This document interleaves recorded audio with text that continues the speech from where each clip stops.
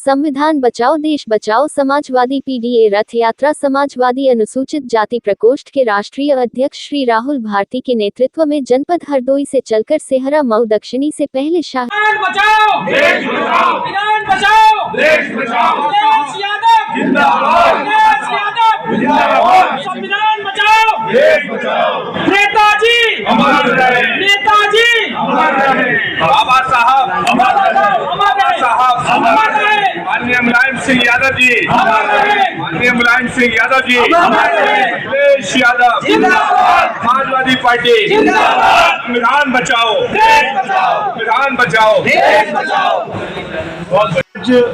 हम वोट करते हैं, जनता को लगता है कि हमारा वोट जहां हम करते हैं वहां नहीं पहुंचता है, तो ईवीएम संदेह के घेरे में है। उस पे निर्वाचन आयोग को सोचना चाहिए, जनता की भावनाओं की कदर निर्वाचन आयोग को करनी चाहिए। अच्छा, खन्ना जी के विकास मॉडल की बड़ा चर्चा रहती है जिले में, खन्ना जी के विकास मॉडल के बारे में कुछ कहना चाहेंगे? दिखता है आपके यहाँ विकास? जब हम आपके शाहजहांपुर के अंदर एंटर की हमारी यात्रा, मुझे नहीं लगता कोई सड़क ऐसी होगी जो खुदी ना हो, मुझे नहीं लगता कोई सड़क के अंदर गंदगी ना हो। सारी नालियां आपके यहाँ बंद पड़ी हुई हैं और खन्ना जी आपके यहाँ के वरिष्ठ नेता हैं और उनके क्षेत्र में अगर ये हाल है तो आप लोग समझ सकते हैं कि आसपास के जिलों का क्या हाल होगा। तो उनका विकास मॉडल दिखता है और हमने उसकी वीडियो भी बनाई है उस विकास मॉडल की। हमारे रश के सामने किस तरीके से हम लोग कितनी मुसीबतों से यहाँ तक पहुंचे हैं वो हमें पता है।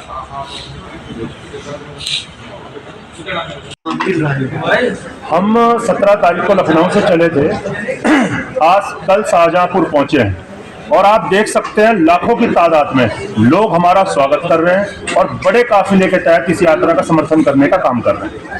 अभी देखा कि पिछली बार समाजवादी पार्टी और बीएसपी का गठबंधन हुआ, बीएसपी ज्यादा लगता है कि आपको दलित वोट है वो कन्वर्ट हो पाएगा? बिल्कुल हो पाएगा। अभी उपचुनाव के अंदर दलित समाज ने जिस तरीके से अखिलेश यादव जी की पीडीए की विचारधारा को बढ़ाने के लिए वोट किया है, निश्चित रूप से 2024 में भारतीय जनता पार्टी को हराने के लिए दलित समाज समाजवादी पार्टी के पीडीए को समर्थन करेगा और अखिलेश यादव जी को मजबूत करेगा। जिस तरीके से देखा गया ईवीएम को लेकर सवाल उठे हैं, क्या समाजवादी पार्टी सहमत है कि ईवीएम सही काम करती है? ईवीएम के अंदर पूरे भारत के मतदाताओं को संदेह है और इस बात को भारतीय निर्वाचन आयोग को देखना चाहिए। अगर भारतीय मतदाता वो एक निष्पक्ष लोकतंत्र की बात करते हैं, निष्पक्ष वोट की बात करते हैं, अगर वोट देने के बाद वोटर को संदेह है तो इसके निर्वाचन आयोग को समझना चाहिए और उसके ऊपर ध्यान देना चाहिए। कांग्रेस की अपनी भारत जोड़ो यात्रा चल रही है, आप भी अपनी पीडीए यात्रा चला रहे हैं, क्या मानते हैं दोनों में समानता अंतर है और कितना अलग है? हमारी लड़ाई यहाँ बाबा के बुलडोजर और बाबा साहब डॉक्टर अंबेडकर के संविधान के बीच में और बाबा साहब के संविधान को बचाने के लिए आंदोलन है। आज जिस तरीके से भारतीय जनता पार्टी तरह तरह की योजनाएं चला के भारतीय संविधान को खत्म करने पर तुली पड़ी है, जिस तरीके से भारतीय संविधान के खिलाफ वो काम कर रही है, ये उसे बचाने के लिए है। तो आज हमारी यात्रा का उद्देश्य बिल्कुल पवित्र उद्देश्य है कि बाबा साहब डॉक्टर अंबेडकर का संविधान, भारत का लोकतंत्र बचा रहे। अभी एक मंत्री से बात हुई तो उनसे कहा था कि यात्रा निकालने कांग्रेस निकाल रहे, पार्टियां अलग अलग फार्मूले निकालती है लेकिन फेल होती है, इस दावे को वो गलत है।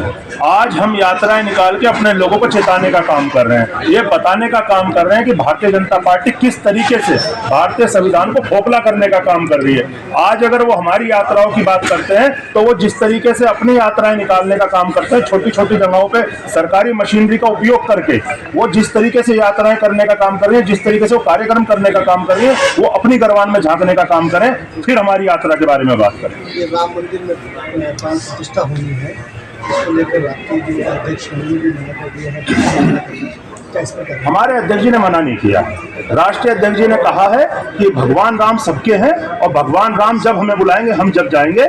जो उनके पास न्योता आया था उन्होंने कहा कि मैं अपने परिवार के साथ राम के दर्शन करने आऊंगा। तो मौका लगा था कि पीढ़ी यात्रा जाएगी? नहीं, बिल्कुल जाएगी। अगर ऐसा कभी हमें मौका मिलेगा और वो लोग जिस तरीके से राजनीतिकरण कर रहे हैं राम मंदिर का, अगर वो उसे बंद कर दे तो निश्चित रूप से पीढ़ी यात्रा राम मंदिर में राम मंदिर के दर्शन करने। परिवहन मंत्री ने कहा है अखिलेश यादव को लेकर कि जो राम के नहीं वो किसी के नहीं हो सकते। हमसे ज्यादा, माननीय अखिलेश यादव जी से ज्यादा शायद ही राम को कोई मानते होंगे। शायद ही भगवान श्री कृष्ण को कोई मानते होंगे। और हमारे जो नेता हैं अखिलेश यादव जी, वो पीडीए को भगवान मानते हैं, वो भारतीय संविधान को भगवान मानते हैं और भारतीय संविधान के साथ चाहते हैं कि भारत के प्रत्येक नागरिक को उसकी हिस्सेदारी सुनिश्चित हो मिले। Thank you.